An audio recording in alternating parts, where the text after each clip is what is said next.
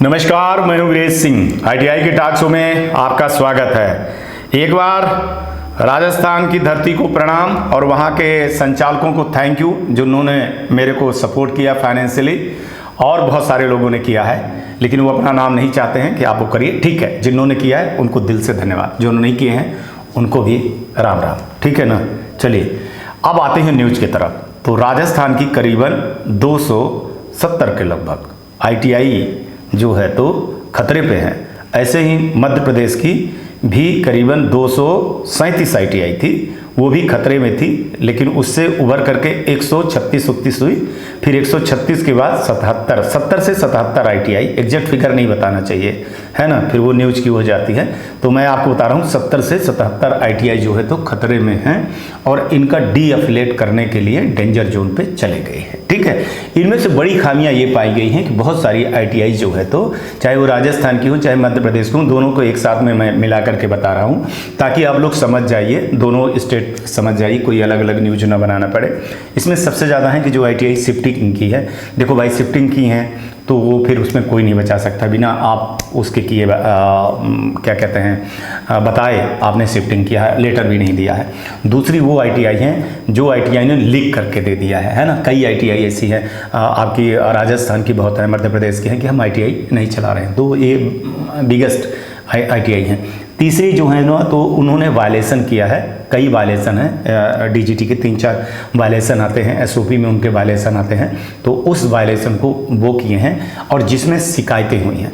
कुछ शिकायतें आईटीआई वालों ने आईटीआई की ही गंभीर रूप से किया है कि जैसे उस आईटीआई पे स्कूलें चल रही हैं, कॉलेजेस चल रहे हैं या कुछ अन्य ऐसी चीज़ें चल रही थी जो बिल्कुल भी माने क्या कहते हैं उसको शिष्टाचार या नियम कानून के विरुद्ध था।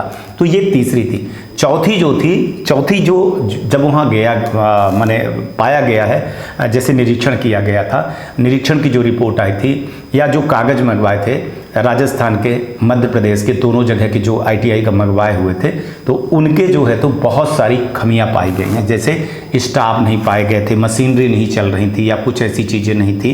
तो वो सारी चीज़ों को लेकर के, 4 चीज़ों को लेकर के इस पे गहन जो है तो बहुत सारी चीज़ें हो रही हैं और ये शायद डेंजर जोन पे खड़े हो गए हैं और जल्दी कार्रवाई इन पर होने की है कि जल्दी कार्रवाई किया जाएगा। अब सवाल ये न्यूज के बाद हमारी बात आती है। हमने बड़े अधिकारियों से बात किया और इसको बोला कि सर देखिए, किसी चीज़ को बिगाड़ना बहुत आसान है, लेकिन किसी चीज़ को सुधारना सर ना बहुत मुश्किल का काम भी नहीं है। अगर आईटीआई वालों को ये बोला जाए कि आप सुधर जाओ, एक शब्द डाल दिया जाए कि भैया आप सुधर जाओ, है ना, तो सर वो सुधर जाएंगे।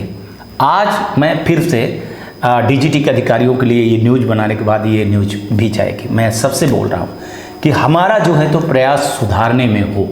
अगर कोई सुधर रहा है तो उसको हमको पूरा मौका देना चाहिए सुधरने के लिए।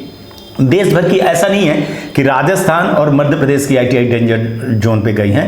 ये 600-650 आईटीआई हैं, जिसमें बिहार की भी हैं, उत्तर प्रदेश के भी हैं, झारखंड के भी हैं और कई जो है तो साउथ की भी हैं, कई जो है उड़ीसा की भी हैं, उत्तराखंड की हैं, दिल्ली की हैं, आसम की हैं, कई जगह आईटीआई का हो गया है।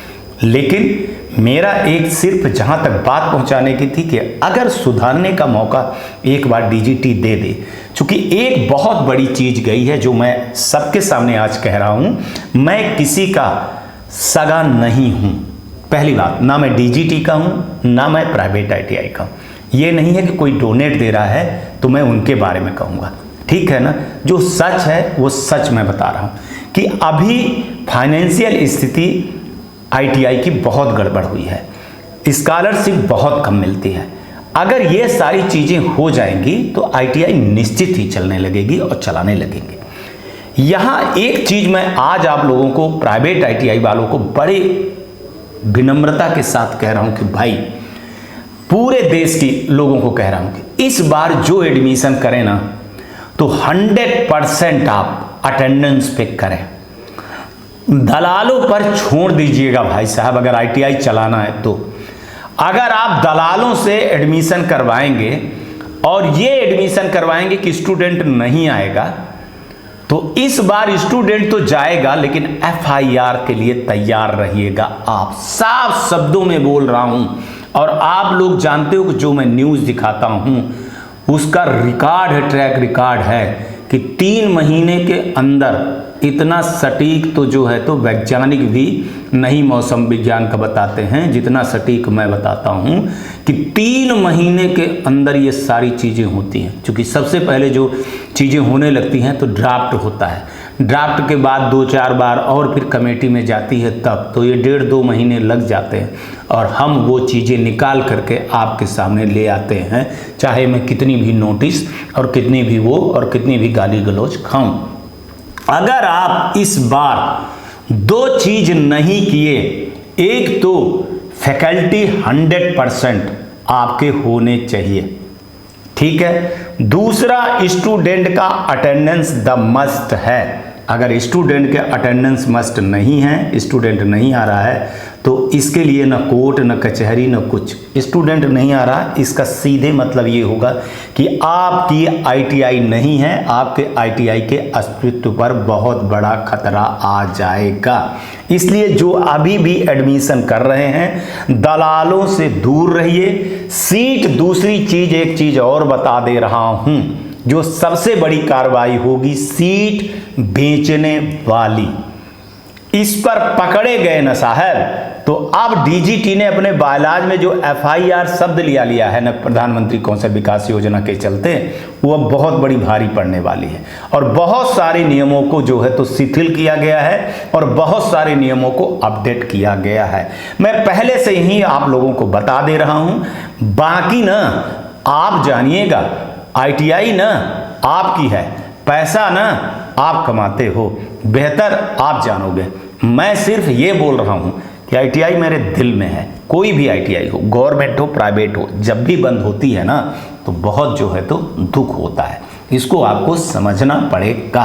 और आज से भैया फ़ोन कर सकते हो, व्हाट्सएप कर सकते हो, सारी चीज़ें कर सकते हो, ऐसा कोई बात नहीं है। खुल गए, ये बता दिया हूँ, लेकिन एक बार फिर से बोलते हैं, अटेंडेंस स्टूडेंट का पर ही जो है तो एडमिशन लीजिएगा। अभी मैं अब बनने लगेगा, 2-2 सोचूंगा कि 2-2 3-3 वीडियो आने लगे तो काफ़ी एडमिशन का भी चीज़ें हो जाएगी, कहाँ एडमिशन लीजिए, कैसे एडमिशन लीजिए, बस आप साथ दीजिएगा। एक बार फिर जिन्होंने चैनल को सपोर्ट किया फाइनेंशियली, उनके लिए थैंक यू। राम राम।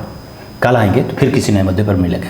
तब तक आप लोग अपना ध्यान रखिए, स्वस्थ सफाई रखिए, बड़े बुजुर्गों का सम्मान जरूर करिएगा। नमस्कार, जय हिंद, जय भारत।